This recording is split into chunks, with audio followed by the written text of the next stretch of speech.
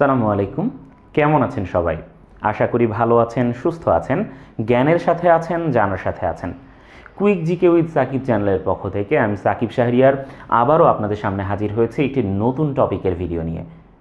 শুধুমাত্র প্রতিযোগিতামূলক পরীক্ষা নয়, বরঞ্চ যারা আন্তর্জাতিক বিভিন্ন বিষয়, বিভিন্ন বিরোধ সম্পর্কে জানতে আগ্রহী তাদের জন্যে আজকের এই টপিকের আলোচনা। আমরা আজকে বিভিন্ন বিরোধপূর্ণ অঞ্চল যেগুলো এশিয়াতে অবস্থিত অথবা এশিয়ার একেবারে আশেপাশে অবস্থিত, সেই বিরোধপূর্ণ অঞ্চলগুলো নিয়ে, সেগুলোর বিরোধের কাহিনী নিয়ে এবং কোন কোন দেশের মধ্যে বিরোধ, এই ব্যাপারগুলো নিয়ে আলোচনা করব।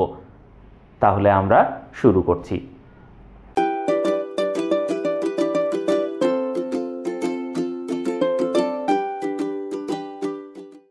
প্রথমেই বলে নিই, আপনারা যারা আমার চ্যানেলের ভিডিওটি দীর্ঘদিন ধরে দেখছেন, যারা দীর্ঘদিন ধরে আমার পাশে ছিলেন কিন্তু এখনও সাবস্ক্রাইব করেননি, তাদেরকে আমি অনুরোধ করব যে আপনারা দয়া করে চ্যানেলটি সাবস্ক্রাইব করবেন।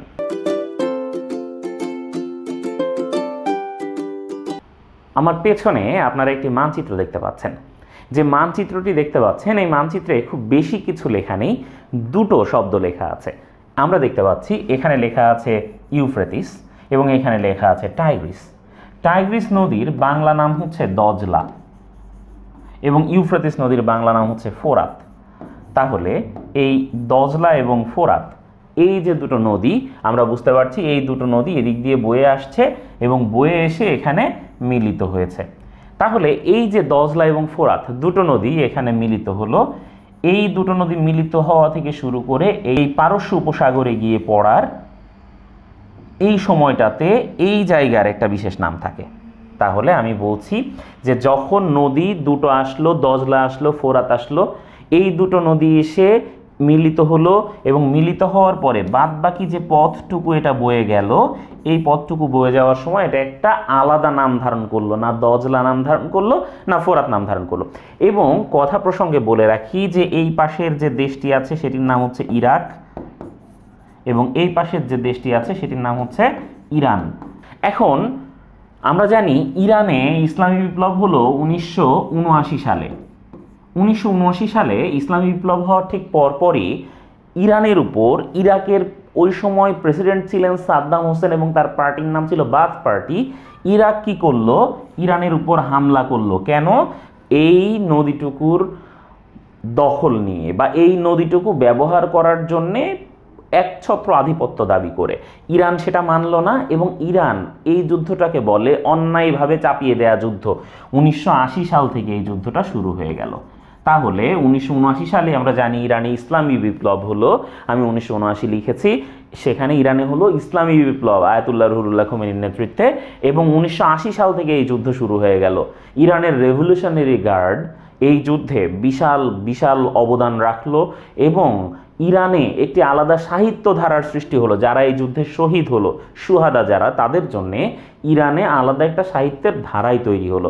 কথা হচ্ছে এই যে বিখ্যাত নদী, অল্প একটু নদী, যেটার জন্য দুইটা দেশের মধ্যে যুদ্ধ এবং দীর্ঘ 8 বছর ধরে যুদ্ধ চলার পর 1988 সালে জাতিসংঘ কি করলো? জাতিসংঘ মধ্যস্থতা করে দিল এবং মধ্যস্থতা করে অবশেষে এই যুদ্ধের সমাপ্তি ঘটলো। তাহলে আমরা বুঝতে পারছি 1979 সালে ইরান ইসলামী বিপ্লব হলো, 1980 সালে এই যুদ্ধ শুরু হলো এবং 1988 সালে এই যুদ্ধ সমাপ্ত হলো। 3টা সাল আমাদেরকে একটু মনে রাখতে হবে। এখন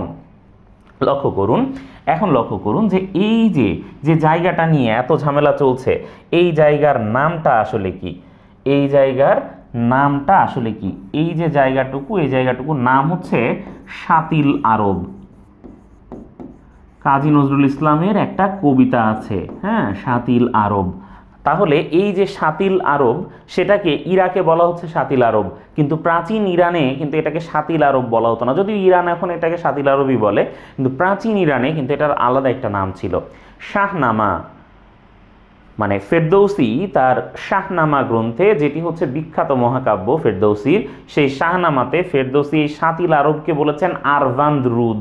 তাহলে শাতিল আরবকে বলা হচ্ছিল কি? আরভান্দ রুদ। এই আরভান্দ রুদ এটা একটা ফার্সি শব্দ।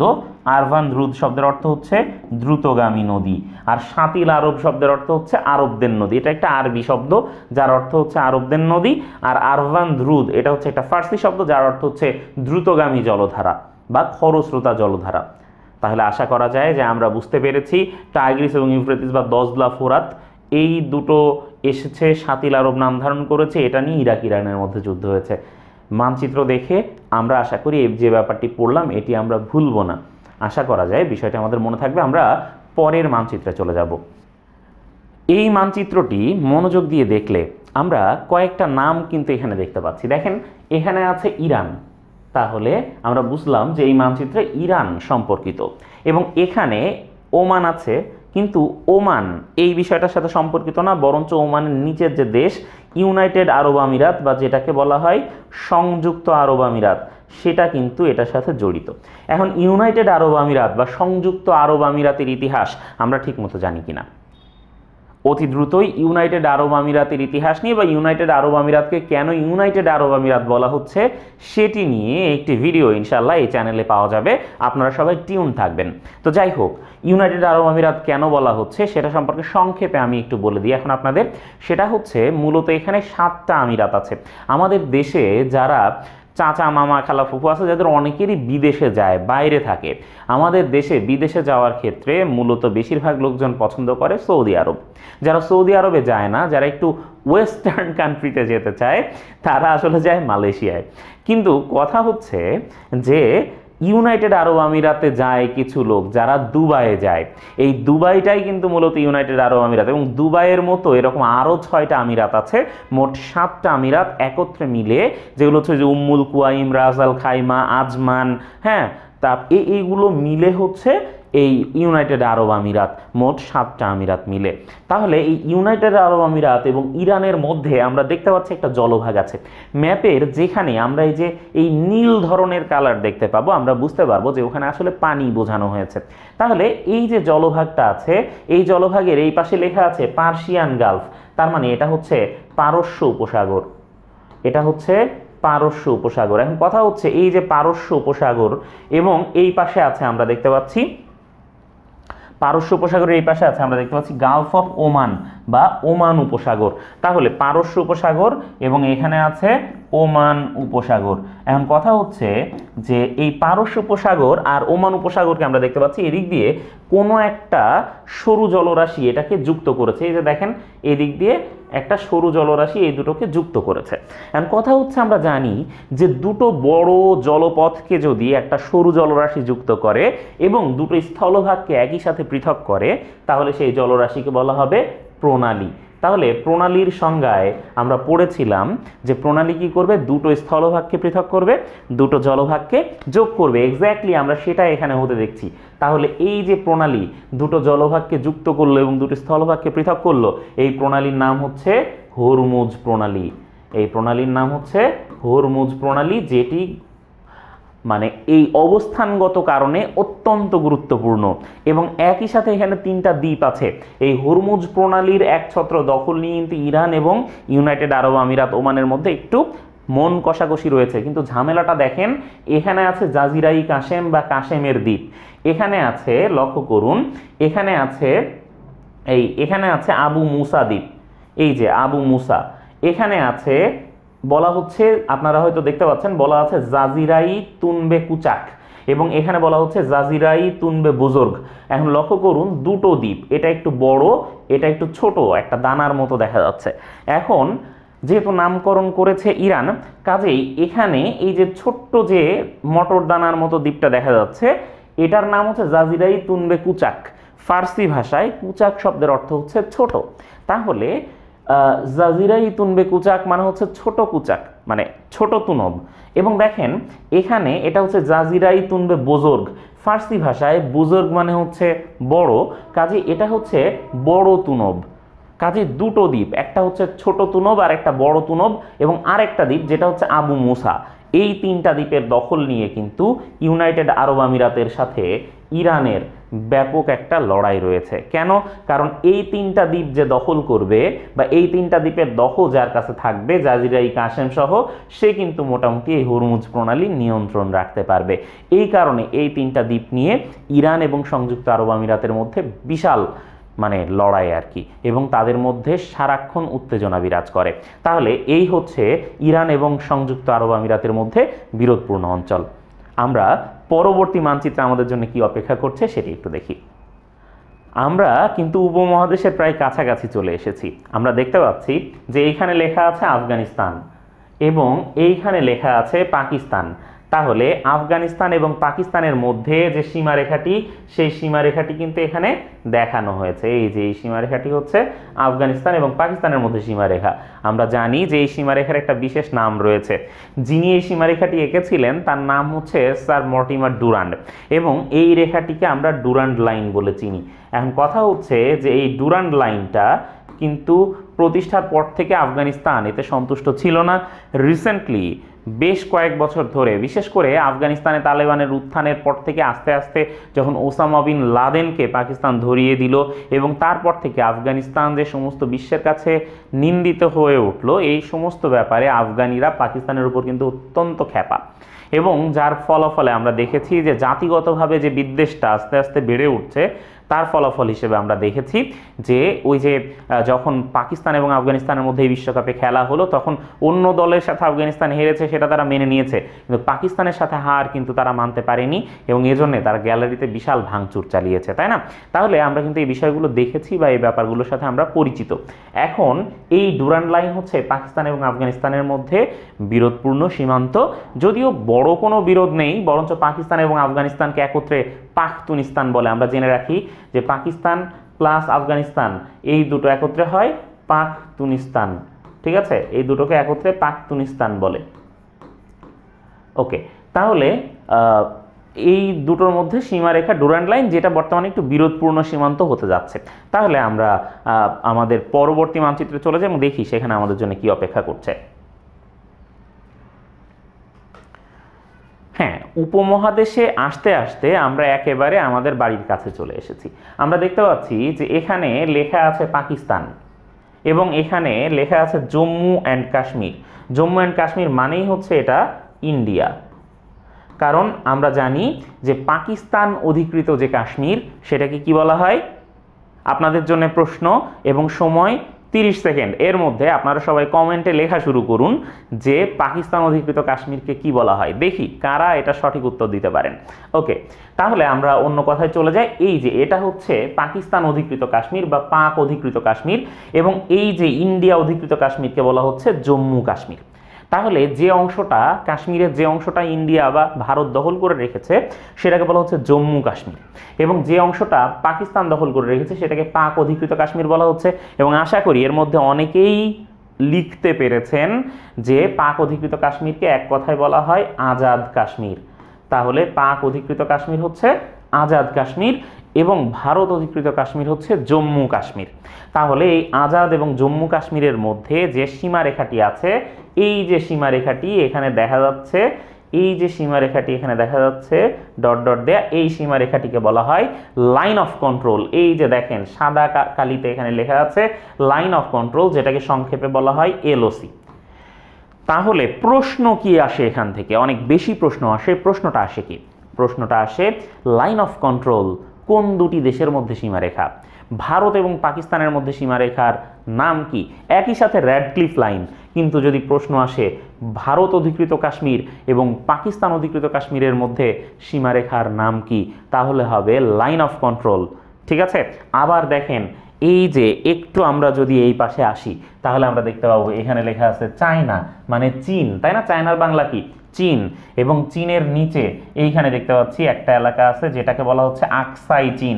এই আকসাই চীন সীমান্ত এলাকাটা মূলত চীনের দখল করা। আকসাই চীন সীমান্ত এলাকা মূলত চীনের দখল করা। এখন এই যে চীনের দখল করা অংশ ইন্ডিয়ার সাথে, তাই না? ইন্ডিয়ার সাথে চীনের বিরোধপূর্ণ অঞ্চল হচ্ছে এটা। যেমন আজাদ কাশ্মীর হচ্ছে পাকিস্তানের সাথে ভারতের বিরোধপূর্ণ অংশ। এখন দেখেন চীন কি করছে? এই জায়গা ছাড়ছে না, বরঞ্চ দখল করে রেখেছে। এবং চীনের সাথে ইন্ডিয়ার যে সীমান্ত, এই জায়গাকে এটাকে বলা হয় এলওএসি বা line of actual control. Line of actual control. তাহলে লাইন অফ অ্যাকচুয়াল কন্ট্রোল হচ্ছে চীন এবং ভারতের মধ্যে সীমারেখা, আর লাইন অফ কন্ট্রোল হচ্ছে ভারত এবং পাকিস্তানের মধ্যে সীমারেখা। আশা করি বিষয়টা আপনাদের কাছে পুরোপুরি জলবৎ তরলং পরিষ্কার হয়ে গেছে। যে মানচিত্রটা আমরা দেখছি, আমার মনে হয় যে এতক্ষণ ধরে যে মানচিত্রগুলো আমরা দেখেছি তার মধ্যে সবচাইতে বেশি সবচাইতে বেশি আমি কি বলবো অপরিচিত লাগছে এই মানচিত্রটা। তবে মানচিত্রটা মনোযোগ দিয়ে দেখলে আমরা দেখতে পাবো এখানে লেখা আছে সিরিয়া, এবং এখানে যে সিরিয়া লেখা আছে এই পাশে লেখা আছে দেখেন লেবানন, এইখানে লেখা আছে দেখেন ইসরায়েল। তাহলে আমরা বুঝতে পারছি যে মূলত সিরিয়া এবং ইসরায়েলের মধ্যকার কোনো ঝামেলা নিয়ে এখানে আলোচনা করা হচ্ছে, কারণ আমরা জানি সিরিয়া হচ্ছে একটা আরব দেশ এবং ইসরায়েল তো ইসরায়েল ইহুদিবাদী জায়নবাদী একটা দেশ। কাজেই দেখেন এইখানে যে সাদা অংশটা দেখানো হচ্ছে, এই সাদা অংশের ঠিক এই পাশে হচ্ছে একটা লেক আছে নীল, হ্যাঁ, এবং এই জায়গাতে ইসরায়েল এবং সিরিয়ার মধ্যে মাঝামাঝি অঞ্চল, যেটাকে দেখেন এখানে বলা হচ্ছে গোলান হাইটস, এবং লেখা আছে ইসরায়েলি অকুপাইড। তাহলে কথা হচ্ছে এটা হচ্ছে গোলান মালভূমি, বিখ্যাত গোলান মালভূমি।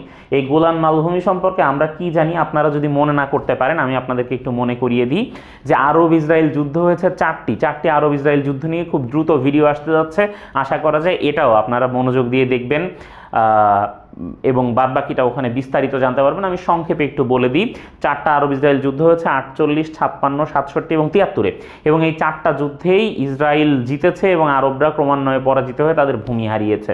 তৃতীয় আরব ইসরায়েল যুদ্ধ যেটা হয় হচ্ছে 1967 সালে, মাত্র 6 দিনের যুদ্ধ। সেখানে এই সিরিয়া তার গোলান মালভূমি হারিয়ে ফেলে, এবং গোলান মালভূমি হারিয়ে সিরিয়া মানে বেশ পর্যদুস্ত হয়ে পড়েছিল। এবং দেখেন ইসরায়েল কি করেছে, তারপর থেকে এখন পর্যন্ত এটা ছাড়েনি, ঠিক আছে। গোলান মালভূমি কিন্তু 56 যুদ্ধেই খানিকটা বেহাত হয়েছিল, 67 যুদ্ধে এসে পুরাপুরি গোলান মালভূমির দখল পুরাপুরি ইসরায়েলের কাছে চলে গেছে। তাহলে ইসরায়েল কি করেছে দেখেন, এই গোলান মালভূমি দখল নিয়ে রেখেছে তখন থেকে, এবং সকল আন্তর্জাতিক বাধা বিপত্তি উপেক্ষা করে ইসরায়েল এখানে বসতি বানিয়েছে। তাহলে ডোনাল্ড ট্রাম্প আবার চলে যাওয়ার আগে কি করেছেন, মানে প্রাক্তন মার্কিন প্রেসিডেন্ট ডোনাল্ড ট্রাম্প, তিনি চলে যাওয়ার ঠিক আগ মুহূর্তে এই গোলান মালভূমিকে তিনি ইসরায়েলের বলে স্বীকৃতি দিয়েছেন, এবং এখানে গোলান হাইটসে যে শহর গড়ে উঠছে সেই শহরকে তিনি ইসরায়েলের শহর বলে স্বীকৃতি দিয়ে গেছেন। কাজে এটা এখন মার্কিন স্বীকৃতিও পেয়ে গেছে। কাজে এই গোলান মালভূমি নিয়ে ঝামেলাটা মূলত আরব এবং ইসরায়েল বা সিরিয়া আর ইসরায়েলের মধ্যে ঝামেলা। তাহলে গোলান মালভূমি একটা বিরোধপূর্ণ অঞ্চল, এবং এটা নিয়ে সমস্যা রয়েছে ইসরায়েল আর সিরিয়ার মধ্যে। আশা করা যায় বিষয়টা আমাদের কাছে ক্লিয়ার হয়েছে। আমরা পরের যে মানচিত্রটি আছে সেটি দেখলে আমাদের আর কারো বুঝতে বাকি নেই, যদিও এটা একটু আড়াআড়ি দেখানো হয়েছে মানচিত্র, কিন্তু বুঝতে বাকি নেই। এখানে ইসরায়েলকে দেখানো হচ্ছে, এবং ইসরায়েলের মধ্যে যে ফিলিস্তিনিদের জন্য 2 টুকরো জমি গ্রিন লাইন দিয়ে বা সবুজ রেখা দিয়ে ঘিরে দেখানো হয়েছে। এই যে দেখেন সবুজ রেখাটা ধরে আমি যদি সামনের দিকে আগাই, সেটা আসলে অনেকটা এরকম হয়। এটা হচ্ছে ওয়েস্ট ব্যাংক, যেটাকে বাংলায় বলে পশ্চিম তীর, ঠিক আছে। তাহলে এটা হচ্ছে আমাদের পশ্চিম তীর। লক্ষ্য করুন এই যে পশ্চিম তীর আছে, এবং এইখানে আছে ছোট্ট একটা জায়গা যেটা হচ্ছে গাজা। এই 2টা জায়গা ছাড়া পুরো ফিলিস্তিনের প্রত্যেকটা জায়গা এখন এখন ইসরায়েল দখল করে নিয়েছে।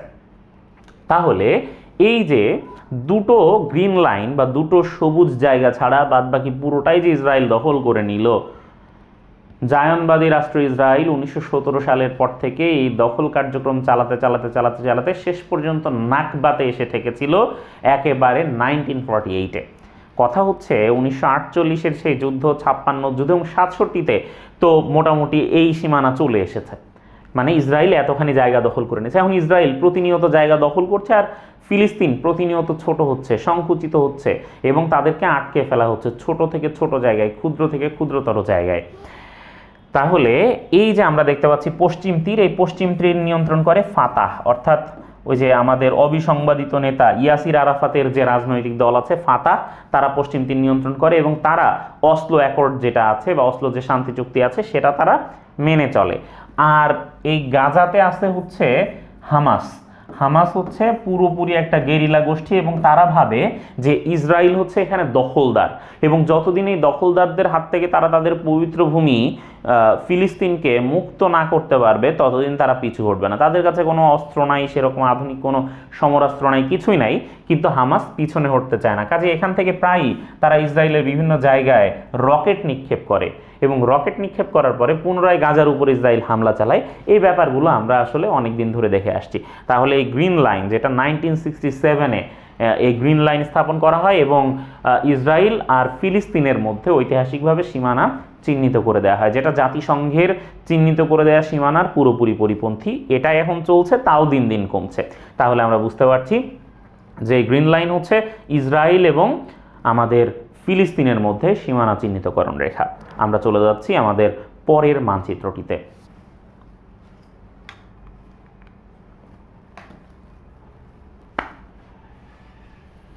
একটু মনোযোগ দেন, এই মানচিত্রটা একটা আলাদা গুরুত্ব বহন করে বর্তমান রাজনীতিতে। দেখেন এখানে দেয়া আছে ইন্ডিয়া, ইন্ডিয়ার বাংলা আমরা সবাই জানি ভারত। এইখানে দেয়া আছে নেপাল, তার মানে নেপাল এবং ইন্ডিয়ার মধ্যে মূলত বিরোধ নিয়ে কথা বলতে যাচ্ছি, কিন্তু পাশে একটা দেশ উপস্থিত আছে যেটি বর্তমান রাজনীতিতে খুবই গুরুত্বপূর্ণ, সেটি হচ্ছে চায়না, যেটার বাংলা হচ্ছে চীন। কথা হচ্ছে দেখেন তিনটা এলাকা এখানে চিহ্নিত করে রাখা হয়েছে, একটা হচ্ছে লিপুলেখ, একটা হচ্ছে কালাপানি, আর একটা লিম্পিয়াধুরা। কথা হচ্ছে কালাপানি, লিপুলেখ, লিম্পিয়াধুরা তিনটাই তো ইন্ডিয়ার ভেতরের জায়গা বা ইন্ডিয়ার জায়গা। সমস্যা কি হচ্ছে? সমস্যা হচ্ছে যে এই তিনটা জায়গা নেপালের কাছ থেকে সাগাউলি চুক্তির মাধ্যমে, ঐতিহাসিক সাগাউলি চুক্তির মাধ্যমে ব্রিটেন নিয়ে নিয়েছিল। যখন ব্রিটিশরা ইন্ডিয়া ছেড়ে চলে গেল, তখন কিন্তু এই জায়গাটা ঐতিহাসিকভাবে ইন্ডিয়ার অন্তর্ভুক্ত হয়ে গেল। নেপাল তখন থেকে ব্যাপারটির বিরোধিতা করে আসছে, ধোপে টিকছিল না, কারণ এতদিন ধরে নেপাল ছিল মূলত ইন্ডিয়ার করদ রাজ্য। কিন্তু কথা হচ্ছে সংবিধান সংশোধনের পর এবং চীন এখান থেকে ব্যাপক উস্কানি দেওয়ার পর নেপাল হঠাৎ করে চেতে গেছে। বদ্দা চেতে যায় কী করছে, সে হচ্ছে এই কালাপানি, লিপুলেখ এবং লিম্পিয়াধুরাকে নিজেদের মানচিত্রের অন্তর্ভুক্ত করেছে। তাহলে নেপাল বলছে যে কালাপানি, লিপুলেখ, লিম্পিয়াধুরা আমাদের এলাকার অন্তর্ভুক্ত। ভারত তো সেটা মানছে না, ভারত এই ব্যাপারের বিরোধিতা করেছে এবং নেপালের উপর নানা ধরনের অবরোধ দিয়েছে। তখন নেপালের সাহায্যে এগিয়ে এসেছেন আমাদের চায়না ভাই। এগিয়ে এসে কি বলেছেন যে আমি নেপালের সাথে আমাদের পথ খুলে দিচ্ছি, এবং বাণিজ্যের জন্য নেপাল এবং চীনের মধ্যে একটা পথ খোলা হয়েছে, সেটার নাম হচ্ছে টাটোপানি রসুইগাড়ি গেট। তাহলে কথা হচ্ছে একটা গেট খুলে দেওয়া হলো, যেটার নাম হলো টাটোপানি রসুইগাড়ি।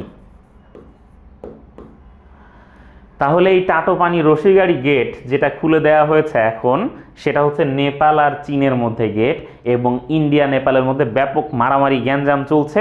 এরই মধ্যে দিয়ে নেপাল কি করেছে, নেপাল থেকে একটা নদী গিয়েছে ইন্ডিয়াতে, সেই নদীটার নাম হচ্ছে গন্ডক নদী। তাহলে এই যে গন্ডক নদী আছে, সেই গন্ডক নদীর মুখে নেপাল বাদ দিয়ে দিয়েছে। নেপাল বলেছে যে আমি এই নদীর পানি ইন্ডিয়াতে দেব না। এখন ইন্ডিয়া তো ভাই এই কাজ অন্য সব দেশের ক্ষেত্রে করেই আসে। আমরা জানি যে আমাদের এই বাংলাদেশে যত নদী আছে, হ্যাঁ, তার মধ্যে সব নদী মোটামুটি ইন্ডিয়া থেকে বাংলাদেশে এসেছে। আর কথা হচ্ছে এই যে ইন্ডিয়া থেকে যে বাংলাদেশ, মানে মোটামুটি 53-54টা নদী ইন্ডিয়া থেকে বাংলাদেশে এসেছে। এখন কথা হচ্ছে দেখেন যে ইন্ডিয়া থেকে যে বাংলাদেশে আসলো, হ্যাঁ, প্রত্যেকটা নদীর মুখে ইন্ডিয়া একটা প্রকল্প করে বাদ দিয়েছে। সেই প্রকল্পের নাম হচ্ছে আন্তঃনদী সংযোগ প্রকল্প।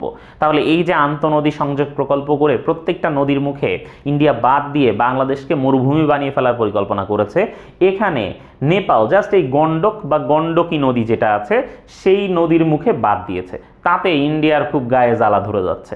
ঠিক আছে, তাহলে এই যে বিষয়টা দিয়ে আমরা বুঝতে পারছি এখানে ইন্ডিয়াকে তার নিজেদের ওষুধ টেস্ট করানো হয়েছে। তাহলে এই কালাপানি, লিপুলেখ এবং লিম্পিয়াধুরা নিয়ে ইন্ডিয়া আর নেপালের মধ্যে মূলত সমস্যা, আর এখানে ইন্ধন দিচ্ছে কে? চীন। ঠিক আছে, এই হচ্ছে মূলত বিষয়। আমরা আমাদের পরের যে ম্যাপটা আছে, পরের যে মানচিত্রটা আছে সেটা একটু দেখব। মানচিত্রের দিকে তাকালেই সবাই বুঝতে পারছেন যে আসলে এখানে ঘটনাটা কি ঘটেছে। দেখা যাচ্ছে এখানে লেখা আছে আজারবাইজান এবং এখানে লেখা আছে আর্মেনিয়া। তাহলে এই দুটো কথা বলার পরে কি আমাকে আর বলে দিতে হয়? আপনারা একটু কমেন্ট সেকশনে লিখুন তো যে এই যে আজারবাইজান এবং আর্মেনিয়ার মধ্যে বিগত বছরে 2020-এর সেপ্টেম্বরে কি নিয়ে সমস্যা হয়েছে, এবং দীর্ঘদিন ধরে 6 সপ্তাহ ধরে এই সমস্যা চলেছে। পরে নিষ্পত্তি করেছে কে? মিনস্ক গ্রুপ নামে একটা গ্রুপ, যার নেতৃত্বে ছিলেন আমাদেরই একজন বড় ভাই, তাই না? Minsk group. এই মিনস্ক গ্রুপের নেতৃত্বে ছিলেন ভ্লাদিমির পুতিন। ঠিক আছে, তিনি এইটার মধ্যস্থতা করে এই আজারবাইজান আর্মেনিয়ার মধ্যে সমস্যার সমাধান করে দিয়েছেন। সমস্যাটা কি নিয়েছিল? আশা করি ইতিমধ্যে সবাই কমেন্ট সেকশনে লিখে ফেলেছেন। আমি বলে দিচ্ছি, সমস্যা ছিল এই এলাকাটা নিয়ে, হ্যাঁ, এই এলাকাটা নিয়ে, এবং এই এলাকার নাম হচ্ছে কি? এই এলাকাটার নাম হচ্ছে নাগর্নো কারাবাখ। ঠিক আছে, এই এলাকার নাম হচ্ছে নাগর্নো কারাবাখ। ঠিক আছে, তাহলে এই যে নাগার্নো কারাবাখ, এই নাগার্নো কারাবাখ হচ্ছে আজারবাইজান এবং আর্মেনিয়ার মধ্যে একটা ছিটমহল। 1994 সালের আজারবাইজান আর্মেনিয়া যুদ্ধ যখন থামে তখন এইটার নিষ্পত্তি করে দিয়েছিল মিনস্ক গ্রুপ।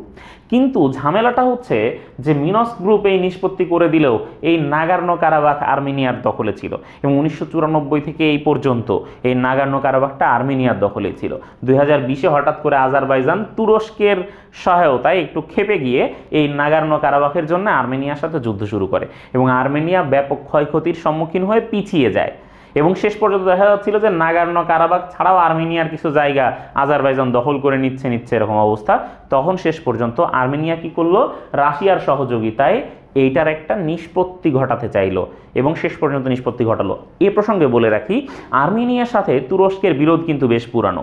যদিও আর্মেনিয়া একসময় তুরস্কের প্রজা ছিল, খিলাফতের প্রজা ছিল, কিন্তু আর্মেনিয়া কি করেছে, তুরস্কের উপর একটা গণহত্যার অ্যাকুইজিশন দিয়েছে, বলেছে যে একটা গণহত্যা করেছে তুরস্ক আর্মেনিয়াতে। হ্যাঁ, এবং এই আর্মেনীয় গণহত্যার জন্য তুরস্ককে ক্ষমা চাইতে বাধ্য করার চেষ্টা করা হয়েছে কয়েক দফায়। তাহলে এই যে আর্মেনিয়া এবং আজারবাইজানের এখানে তুরস্ক কি করেছে, আজারবাইজানকে সাপোর্ট করেছে, রাশিয়া তলে তলে একটু আর্মেনিয়াকে সাপোর্ট করেছে আর কি, এই হচ্ছে বিষয়। কিন্তু নাগার্নো কারাবাখের একটা স্থায়ী সমাধান এসেছে। এখন 6 সপ্তাহের যুদ্ধের পর আজারবাইজান নাগার্নো কারাবাখের দখল পুনরায় ফিরে পেয়েছে এবং স্থায়ীভাবে ফিরে পেয়েছে। তাহলে এই হচ্ছে মোটামুটি এশিয়া এবং তার ঠিক আশেপাশের অঞ্চলগুলোর মধ্যে বিরোধপূর্ণ অঞ্চলগুলো। খুব দ্রুত, খুব তাড়াতাড়ি আপনাদের সামনে উপস্থিত হচ্ছি পৃথিবীর অন্যান্য যে গুরুত্বপূর্ণ বিরোধপূর্ণ অঞ্চল আছে সেই বিরোধপূর্ণ অঞ্চলগুলোর ভিডিও, অর্থাৎ এই ভিডিওর দ্বিতীয় খণ্ড নিয়ে। আশা করি আপনারা সবাই পাশেই থাকবেন, কাছেই থাকবেন এবং আরও অনেক ইন্টারেস্টিং ভিডিও দিতে আমাদেরকে হেল্প করবেন। আর যেসব জায়গাগুলো অর্থাৎ যেসব দ্বীপগুলো নিয়ে বিশেষ করে সমস্যা আছে পরবর্তী ভিডিওতে বা বিরোধ রয়েছে পরবর্তী ভিডিওতে কিন্তু আমি সেটি নিয়ে আলোচনা করব। স্টে টিউনড, আমার জন্য দোয়া করবেন। আপনাদের সবার জন্য অনেক দোয়া এবং শুভকামনা। আশা করি পরবর্তী সময়টুকু জ্ঞানের সাথে থাকবেন, জানার সাথে থাকবেন। সেই পর্যন্ত বিদায়, সবাই ভালো থাকবেন। আল্লাহ হাফেজ।